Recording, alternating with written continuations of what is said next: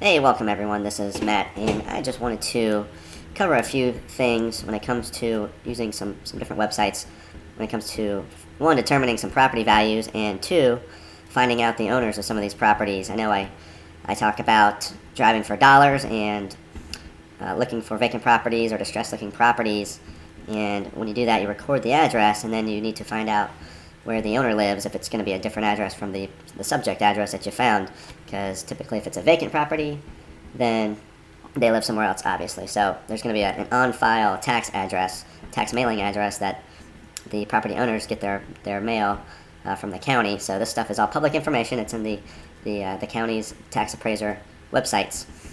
So I'm going to go through some of the local websites that we use here: Pinellas County, Hillsborough County, and Pasco County. So I'm going to go through some of those websites and show you how to navigate some of those. I'm mainly familiar with Pinellas County Property Appraiser site since I live in the St. Pete area. So, but the best thing you can do is you can always use Google, type in your county's name, and then property appraiser. So, say Pinellas County Property Appraiser. You can see the first thing that comes up is this pcpao.org site, which is the one I was just on.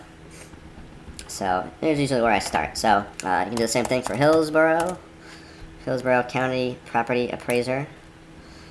So for Hillsborough, it's let's see, the address is hcpafl.org, and then we can do the same thing for Pasco County Property Appraiser. You can see that I've already been there. I'm using Mozilla Firefox web browser, by the way, which I recommend strongly over Internet Explorer. Chrome is good as well. So for Pasco, it's appraiser.pascogov.com.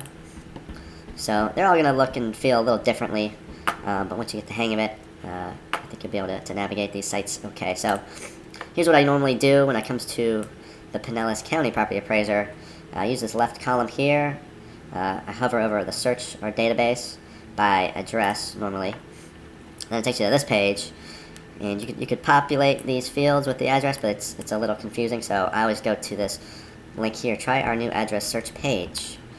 Then it just gives you a simple line that you can just go ahead and fill out an address. So let's see if I have anything saved here. Alright, so I've been looking at these properties.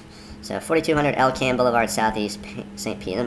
This might be a vacant property that me or Courtney drove by, and we looked it up at some point. So let's go ahead and submit and see who owns the property. Looks like EST means it's in a state. Okay, sorry about that. Alright, so it turns out this person actually lives there. So you can see the address here. This is the site address here on the right side, 4200 Elkham Boulevard, Southeast. And it turns out these people live there as well. You can see on the left side, that's the mailing address, ownership mailing address. So it's the same address. It turns out they do live there, or maybe used to. Maybe they passed away, who knows, but they're still on the same address. You can see down here, homestead. Usually if they live there, if they've lived there for a while, it usually says yes there. A lot of times when it's no, either they've just moved in or it's an actual rental property, so sometimes that's a good indicator. And I'll show you some other little pieces of info to take note of. Property use, you can see single family home. Here is the plot, Lewis Island, Section 2, Block 28, Lot 9. Parcel info. Here's the sales comparisons. That's kind of what the county sees as comparable sales in the area. Evacuation zone A, that's near the water, so that's what that means. Here's the tax assessed value. So actual tax assessed value is right here, $29,900. That's usually a little low. Sometimes it's the same. I usually use this just market value, so $54,900. I think of that as more the tax assessed value of what it should be. So between this number, this just market, and the sales comparison, you can probably average those two out, and that's probably what the market value is. Sometimes they're a little low. Usually they're never high. At least in Pinellas County, they're not very high. And here you can see where the prices have been over the years. You can see that in 2007, the price was more than double over the price here. So now it's $54,900. Back in 2007, it was $137,000. So you can see how the prices have come down. They kind of got inflated in those years, and now they've come back down to reality. So These are the numbers we use now when evaluating, not the old numbers. Some homeowners may still have these numbers stuck in their head, and we need to talk some sense into them and let them know, hey, this is the market value of your property now. So nothing we can do about it. It's the market. It's not us. We didn't make these numbers up. It's what it says on paper. So these are the facts. So stick with these numbers. You can kind of see the trending of the property values over the years, which is pretty interesting stuff. Here's what they paid in taxes last year. So sometimes that's good to know. And here's another interesting field here: ranked sales. This is the past sales transactions over the years. So you can see the last time this property was sold was in '92, which was what, 21 years ago, for $10,000. And that's an unqualified sale, so sometimes that just means maybe it got deeded over to someone or they inherited it. Okay, so February 27th, '92, it's the last sale of $10,000. Before that, 1988, okay, here we go, 93 actually, sorry. 93 was sold for $55,000, so that's what the owner is into it for, 55. The land info, single family, here's the lot size, and here's basically what the land value is worth if it was just a plain vacant lot. So it's always interesting to know if it's a tear down building. You might just want to go with that number there, just knowing what the land is worth by itself, without any property there. And then here's kind of a schematic of the property. It tells you the length and width of the property, of the actual building. Here's the general base structure. This is the garage. This is a porch. This is a screen porch. Over here, this is good stuff to know. Floor system, slab on grade. That's always good. Exterior wall, concrete block. That's what we want. Fixtures, 6. That usually means there's 2 bathrooms there. If it says 3, it's usually 1 bathroom. Year built. It's always good to know. And it's always good to know if it's a central cooling. Always better than window units, right? And then living area, 1,134 square feet of living area. That's like heated area, basically. The garage is 350 square feet. Front porch, 68. Screen porch, 300. So total covered area is this 1,853 square feet. So good sized property. It's not bad. That's pretty much right what we're looking for. It's probably a 3-bedroom, 2-bath house, concrete block. Built after 1950, which is in Pinellas. That's pretty good. Some more information down here. Permit data. That sometimes it tells you if there's been a new roof or an addition or something. Not sure what this fire damage stuff is. It's pretty old. Then here's just a little picture of the lot in the surrounding area, kind of the streets, how it's kind of laid out, so it gives you kind of bird's eye view. All right. Now we're going to take you into Zillow. So here's the best thing to do. I copy this right here. Just do a right click, copy. Let me open up a new window. Just put it in my Google search tab, paste and search that particular property. So first thing that pulls up is the Google map result. The next result is the Zillow.com result. So I like to just go to that, because in Zillow, if you just type it in, sometimes Zillow gets a little finicky. So I just like to search it in Google. But you can do it either way. So anyway, now we're in Zillow, and gives you kind of a front view of the property. Let's see. Sometimes that's not there. Sometimes it just gives you a map view. So it looks like somebody uploaded photos. Maybe this was for sale recently, so that's why there's photos there.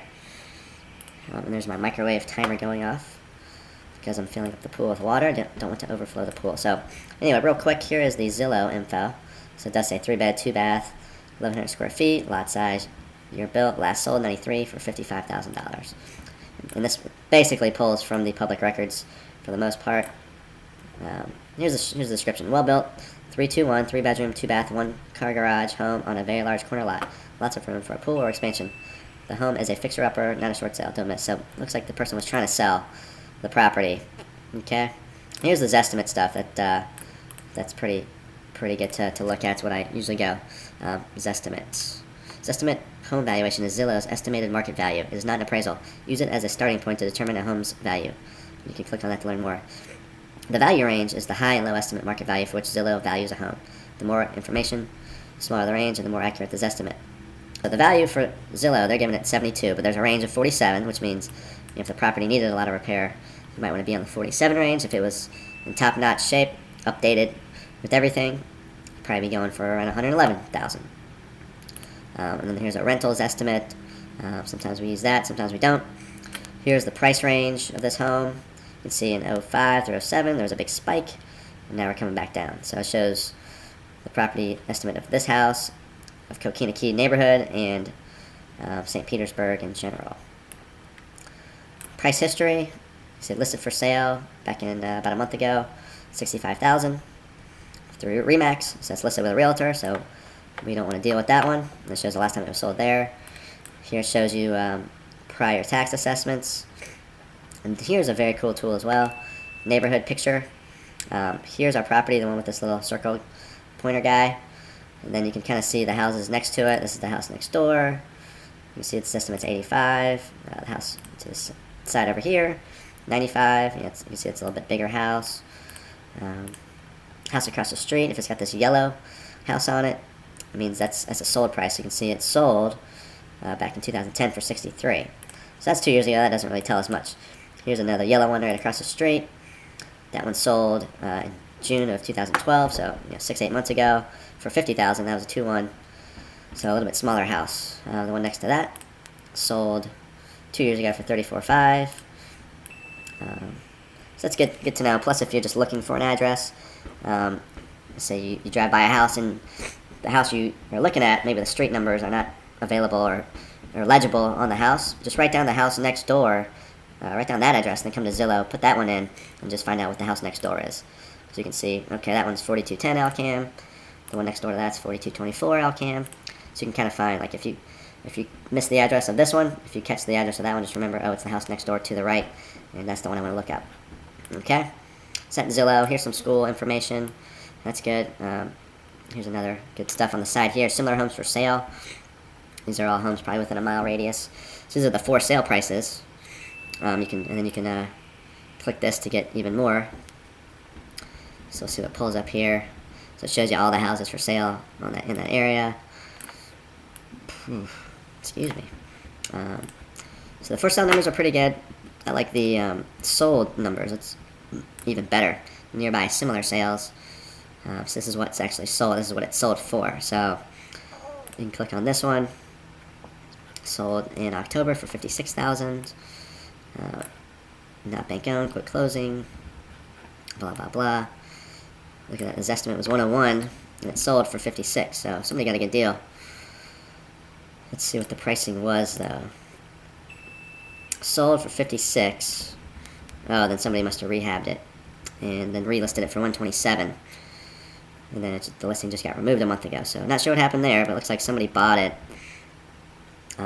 for 56 in October, probably rehabbed it and put it back out for 127, and they dropped it down to 124.9, and it probably still sat, so they probably took it off the market. So anyway, so that's Zillow. One more thing I want to show you. Here's where we're back to that same property. Here on the right side, nearby similar sales, you can drop down to this link, see similar sales. And this kind of gives you a breakdown of everything that's sold in the area, and you can sort it by date. So this just sold, recent. Actually, that's older. Okay, here's more recent. So January, December. You can search by distance. So this is a 1/10 of a mile away.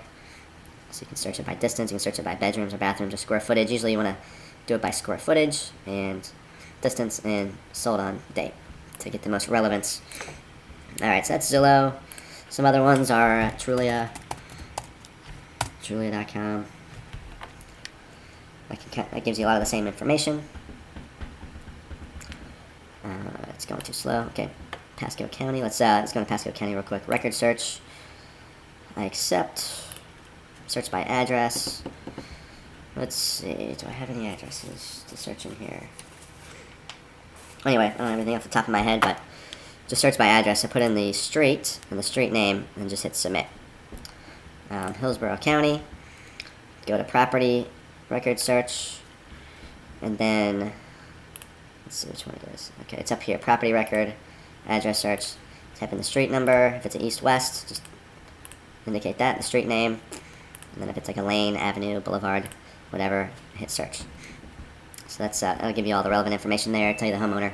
So anyway, that's some of the online resources to show you how to find the property owners. So anyway, if you want, you would send a letter or do a person search on these folks and see if they're interested in selling.